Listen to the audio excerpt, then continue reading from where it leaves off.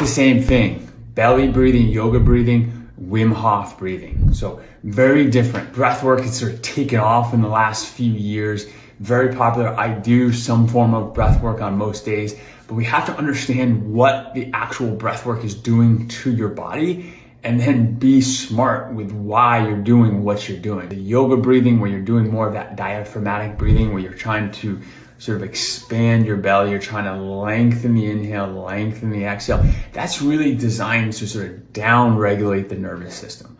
So I would do that sort of towards the end of the night, right before bed, if you're trying to relax, or if you have some kind of stressful situation, right, where you're inhaling, exhaling. This is very different than the Wim Hof, the hyperventilation breath, where you're right, where you're doing these very aggressive breaths, you're sort of releasing a lot of CO2 and then you're holding your breath. This is actually gonna ramp up a lot of the sympathetic drive in your nervous system. So it's gonna dump a bunch of stress hormones, which again, if you want energy, if you wanna ramp up the system, that makes a ton of sense. For me, I'll do that in the morning, or if I need a little bit of energy, I'll do a couple minutes of that kind of Wim Hof breath protocol to get me a little bit more fired up, to get my system on. But understand like why you're doing what you're doing, because it's really important, because depending on what type of breathing you do, it's gonna have a different impact on your body.